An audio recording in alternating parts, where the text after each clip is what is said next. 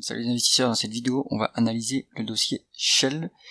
Avant de commencer, je rappelle que si vous souhaitez demander des analyses d'actions, vous pouvez le faire via le lien en description, via le canal Telegram en description de cette vidéo, et pensez à vous abonner à la chaîne pour ne pas rater les prochaines analyses. On commence tout de suite avec le cours du pétrolier anglo-néerlandais Shell. On voit qu'après le crash de 2020, le cours de l'action s'est bien repris, en faisant un 3 fois et demi. Donc là c'est plutôt pas mal. On va regarder ce qui se passe en termes de chiffre d'affaires pour cette entreprise. En médiane, on est sur une décroissance de 9%, donc on est sur un secteur très cyclique. Toutefois, les concurrents sont moins cycliques que ça. Par exemple, Total, il y a moins de cyclicité que ça, donc ça c'est plutôt inquiétant pour le dossier. On voit qu'en 2020, évidemment, ça s'est crashé, fort rattrapage en 2021, 2022, et sur 2023, ça se solde aussi par une décroissance de 17%. Donc ça c'est pas incroyable, et sur ce genre d'activité très cyclique, il vaut mieux normaliser les résultats si on fait des projections de croissance. Moi, je ne fais pas de projections de croissance, je regarde que le passé pour valoriser les entreprises en tant qu'investisseur value.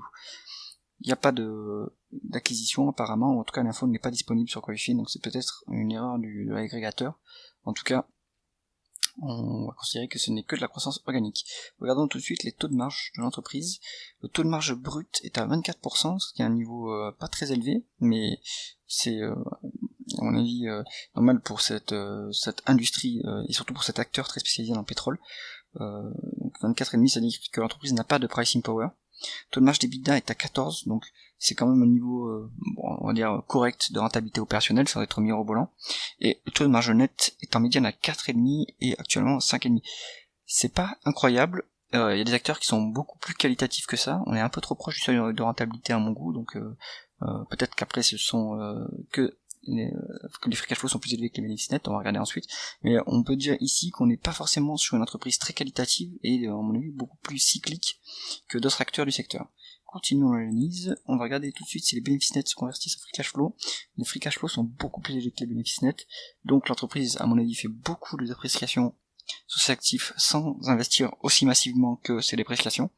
Donc pour valoriser l'entreprise, il vaut mieux utiliser les free cash flow qui représentent la profitabilité réelle de l'entreprise. C'est bon pour l'actionnaire quand ça se passe dans ce sens-là. Donc si on valorise, s'il n'y a pas de dette pour l'entreprise, on pourra la valoriser via les free cash flow. Continuons avec la rentabilité opérationnelle, le ROIC. Donc on voit qu'en médiane on est sur du 4,70, actuellement on est sur 7,5. Donc ça veut dire que l'entreprise pourrait autofinancer une croissance à hauteur de 7,5, ou en tout cas reverser une partie de cette rentabilité aux actionnaires. Donc c'est plutôt bon finalement. On va pouvoir continuer avec l'endettement. On voit que la dette nette est à 34 milliards, l'EBITDA est à 41 milliards, donc on est endetté à moins d'une fois l'EBITDA, donc ça c'est plutôt bon. Le bilan est sain, et on est endetté à une fois les free cash flow, donc là-dessus aucun problème pour rembourser la dette. Est-ce que l'entreprise rend du cash aux actionnaires? Elle devrait le faire à mon avis, vu que ces free cash flow ne lui servent pas forcément à réinvestir.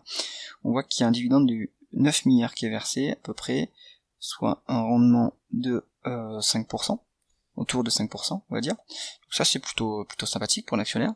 Est-ce qu'il y a de la marge pour augmenter ce dividende? Ben en fait oui, parce que on verse même pas, on verse quoi, un tiers de ce dividende, même pas un tiers de ce dividende de payout ratio sur les free cash flow, donc ça c'est plutôt bien, c'est-à-dire qu'il y a de la marge pour l'augmenter.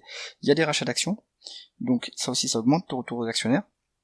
Donc là-dessus c'est plutôt sympathique ce qu'on voit, comme il n'y a pas de dette, les free cash flow peuvent rémunérer l'actionnaire sans grand problème avec des dividendes et des rachats d'actions. Est-ce que ça a du sens de racheter des actions pour à ce niveau de valorisation? On va regarder en valeur d'entreprise sur EBITDA vu qu'il y a un petit peu de dette. Hop, la médiane pour cette entreprise c'est 5, donc c'est ras des pâquerettes, et actuellement on a 3,7. Donc on est sur une activité cyclique, donc l'EBITDA il faudrait le normaliser pour essayer d'estimer vraiment à quel niveau de valorisation on se trouve, mais on peut dire qu'on est quand même sur une valorisation vraiment pas loin des plus bas sur 10 ans. Est-ce qu'il y a eu un niveau sur 20 ans où on a été aussi bas? Peut-être en 2008-2009. Voilà, donc Shell est quand même valorisé à la casse.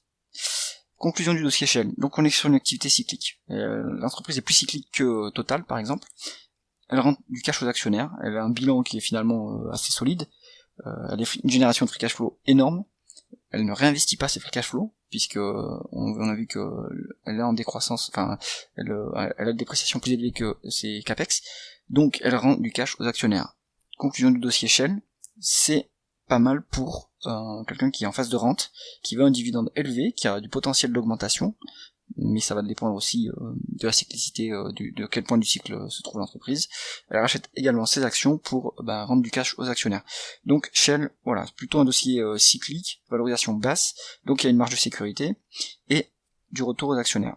Ça peut être intéressant pour quelqu'un qui est en phase de rente. C'est tout pour l'analyse. Si vous avez aimé la vidéo, mettez un pouce vers le haut et pensez à vous abonner à la chaîne. À bientôt.